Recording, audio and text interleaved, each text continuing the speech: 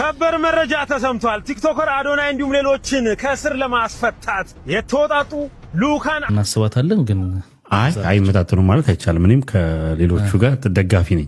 ተዋናይቷ ሳያት ደምሴ ሽምግልና ተልኮላታል። እንግዲህ ሽምግልናው የተላከው እኔ እናቱ እያለሁት ምን ይሆናል? እናት ይኖራታል። እሷን ማሳደግ አለብሽና ራስ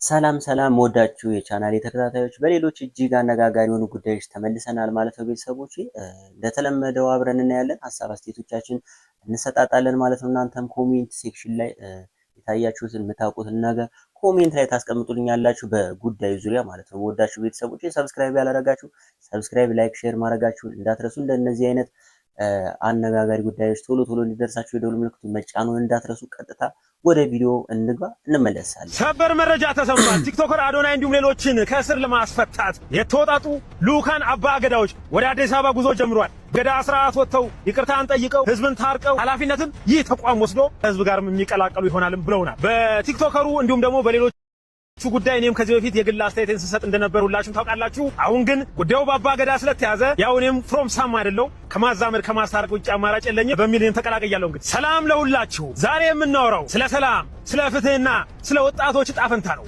አባቶቻችንን ያቆዩልን። የገዳ ስርዓት ግጭትን በግፍ አይፈታም፣ በእርቅ ይፈተዋል። ግጭት ሲኖር የመጀመሪያ የሚመረጠው መንገድ ውይይት ነው። ቅጣት ከመጀመሪያው አይመጣም፣ እርቅ ይቀድማል። ሰው ይሰማል፣ ማህበረሰብ ይታረቃል። ዛሬ በስር ላይ ያለው ወጣት የማህበረሰባችን ልጅ ነው። ወጣት ማለት ተስፋ ማለት ነው። ተስፋ መቆለፍ ወደፊትም መቆለፍ ነው ይሉናል። ገዳ የሚያስተምረን ይህናል። ገዳ ስህተትን እንኳን በማስተካከል እንዲማር ነው የሚያደርገው ይሉናል። በገዳ ህግ መሰረት ሽማግሌዎች ይቀርባሉ፣ ነገሩ ይሰማል፣ ውይይት ይካሄዳል፣ እርቅ ይፈለጋል። የተፈጠረ ጉዳት ካለ ይታረማል፣ ግንኙነት ይመለሳል። ይህ ዘላቂ ሰላም የሚያመጣ መንገድ ነው። ለህዝብና ለባለስልጣናት ጥሬ ግልጽ ነው። ይህን ጉዳይ በገዳ ስርዓት እንመልከት በሚል መንገድ ነው እንግዲህ እኒህ አካላት ጉዞ እያደረጉ ያሉት። የገዳ ድምጽ ሲሰማ ሀገር ትጠነክራለች፣ ሰላም ያሸንፍ ብለውናል። አደራ አለብኝ አደራ። ያው ልጆቹን እንግዲህ የአዶናይ እናት ተረክባ እየተንከባከበች ነው። መቼ እንደሚመለስ ባይታወቅም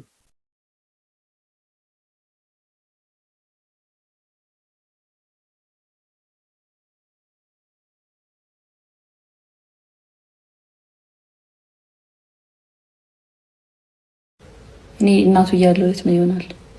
ልብ በሉ ጋይስ፣ እኔ እናቱ እያለሁ ምን ይሆናል?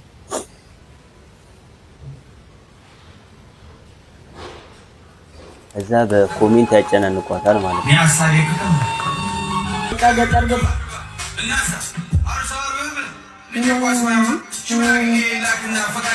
ሀኒ የትኛዋ? ኧረ ይሄ ዝም ብዬ ነው ያደረኩት። በፈጠራችሁ አምላክ ቦታ አልቀይረው እንዴ?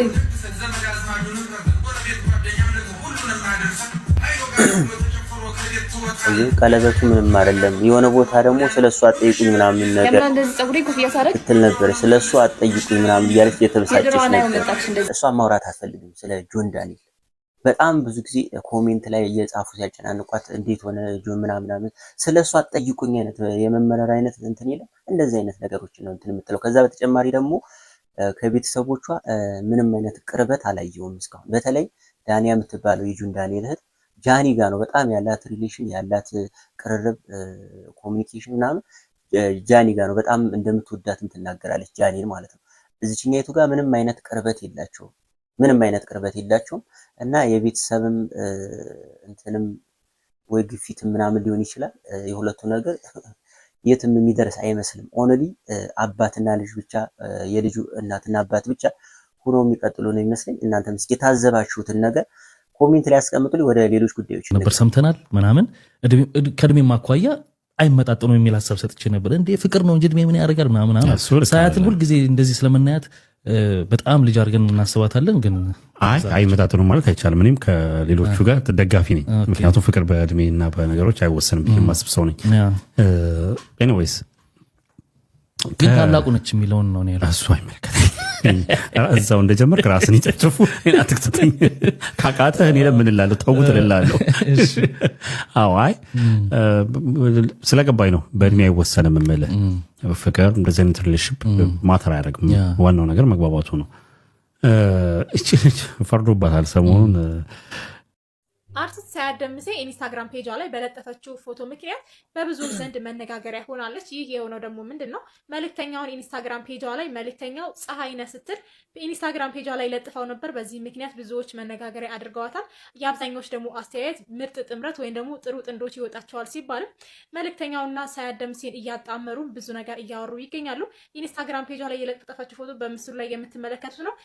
ለረጅም ጊዜ በሲንግልነቷ የምናውቃትና ለምን አታገባም ይሄንን የመሰለ ውበትና ጸባይ ይዛ ስንላት የነበረችው ባለ ስርቅርቅ ድምጿና ተዋናይቷ ሳያት ደምሴ ሽምግልና ተልኮላታል። እንግዲህ ሽምግልናው የተላከው ከሀገረ አሜሪካ የሚኖር ወጣት ባለጸጋ እንደሆነ ተገልጿል። ስለዚህ ሳያት ደምሴ እንኳን አደረገልሽ እንኳን ለዚህ አበቃሽ እንላለን። እንደምታውቁት ከዚህ በፊት ባጋራችሁ የግል ህይወቷና በደረሰባት ችግር ብዙዎች ሲሳለቁባት ነበረ። ነገር ግን ሁሉም ያልፋል፣ ለዚህ በቅታለች። እስቲ ሁላችሁ መልካም ምኞታችሁን ግለጹላት። እንግዲህ ሳያት ደምሴ ከሌል ታገባ ነው እየተባለ እየተወራ ነው በተደጋጋሚ ማለት ነው። ማንኛው ነው ትክክል የሚለው እርግጠኛ መሆን አልተቻለም። ግን የውጭ ሀገር ያለው ሰው ነው የሚያገባት ምናምን የሚባለው ነገር ሚዛን ይደፋ ይመስለኛል ከብዙዎች እንደተሰማው ሆነ ማለት ነው። ቤተሰቦች ግን ለማንኛውም የምንወዳት አርቲስት ብዙ ጥሩ መልካም ነገር ስንመኝላት ለኖር ነው የምንወዳት አርቲስት ሳያት ደምሴ መልካሙን ነገር የተሻለውን ነገር ይጣማት ነው የምለው። እናንተም የተሰማችሁን ነገር ምኞታችሁን መግለጽ ትችላላችሁ። ወዳችሁ ወደ ሌሎች ጉዳዮች ደህና ነሽ? አዎ። ስንት ዓመትሽ ነው? 9 ዓመትሽ? ማነው ስምሽ? አዎ። ከኮሜዲያን ደረጃ ጀምሮ ሁሉም አብረናችሁ ነን ብለዋል። መጀመሪያ ለኮሜዲያኑ ህብረት ምስጋና ይገባል። እንደው እንዴት እንደሚወራ ባላቅም ያው በብዙ እንገናኛለን ባልልም ከወንደሰን ጋር አልፎ አልፎ አገኘዋለሁ። በጣም ለሰዎች ሳቅ ለመጫር ሳቅ ለመፍጠር የሚጥር ወጣት ነበር ለኔና ድንገት ሲሆን ሳይታመም ሀዘን በቃ ልብ ይሰብራልና ምንድነው የተፈጠረው አልገባኝም። ያማው ነበር በጣም። አይ ህመም እንኳን የለበትም። ያው በዛ ሳምንት በነበረው ነገር ትንሽ ፕሬሸሩ ጨምሮ ነበር። ያው እንትን መድኃኒትን ውሰድ ምናምን ብለውት ነበር፣ የፕሬሸር መድኃኒት ማለት ነው። እና በጣም ይጨናነቅ ነበር በዛን ሳምንት ውስጥ በቃ ፕሬሸር የጨመረ ምናምን እያለ እንትን ይል ነበር። ያው መድኃኒቱን ተከታተል አሉት፣ ግን እሱ መከታተል አልፈለገም። መውሰድ መድኃኒት በስፖርት አጠፋዋለሁ ምናምን እያለ ነበር ከጓደኞቹም ጋር እንትን ሲል የነበረውና ያው አጋጣሚ ሆኖ ዓርብ ዕለት አብረን ውለን ምን ብለን ቅዳሜ ሌሊቱን እንዲሁ ቁጭ አፈነኝ፣ ልቤ ላይ ነው የሚያፍነኝ እያለ ቁጭ ብድግ ሲል አደረ። ጠዋት ተነስተን ምግባረ ሰናይ ሄድን፣ ቅዳሜ ጠዋት ማለት ነው። እና እዛ ስንገባ የነበረው ነገር ስንሄድ ያው በእግሩ ነው ሄደው፣ የህመም ስሜት የለበትም። ምግባረ ሰናይ ሄድን። እዛ ስንሄድ ግን በቃ ጥሩ አልነበረም። ሲያዩት በቃ ልብህ ላይ ደምህ ረግቷልና መርጨት እንትን ብሏል አቁሟል አሉት። ሕክምና አደረጉለት፣ በጣም ተረባረቡለት።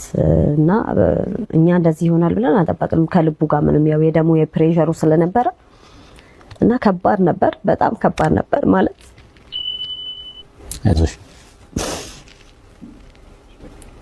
አይዞሽ ራስሽን አጠንክሪ። አይዞሽ ራስሽን አጠንክሪ።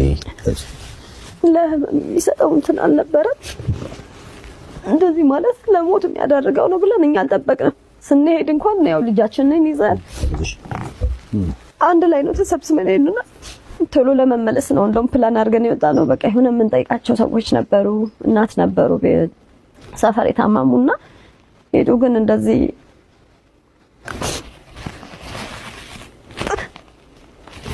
አይዞሽ ራስሽን አጠንክሪና ይኸውልሽ አንቺ አሁን ደህና መሆን አለብሽ። ለምን ለልጃችሁ ሲባል እና አንቺ ደህና ስትሆኚ ሀዘንሽን ዋጥ ስታደርጊ ልጅሽ ደግሞ እናት ይኖራታል። እሷን ማሳደግ አለብሽና ራስሽን ማረጋጋት አለብሽ። ቤቢ አይዞሽ፣ እሺ አይዞሽ እናቴ፣ አይዞሽ። እሺ እንግዲህ እንደዚህ አይነት ብዙ ለጥበብ ዋጋ የከፈለ በጣም ብዙ የደከመ ግን የሚገባውን ያክል ክፍያ ላልከፈለችው ጥበብ ለእንደዚህ አይነት ሰው ነው መረባረብ እንጂ ምንም ላልሆነ ሰው ማልቀስ ምን ማለት በጣም አያስፈልግም። ብዙ ጊዜ እያየሁ ነው፣ እየታዘብኩ ነው። ምንም ላልሆነ ሰው የኢትዮጵያ ሕዝብ እናለቅሳለን፣ ግን ለእንደዚህ አይነቱ ግን ቢያንስ ለቤተሰቦቹ መረባረብ ይኖርብናል ማለት ነው።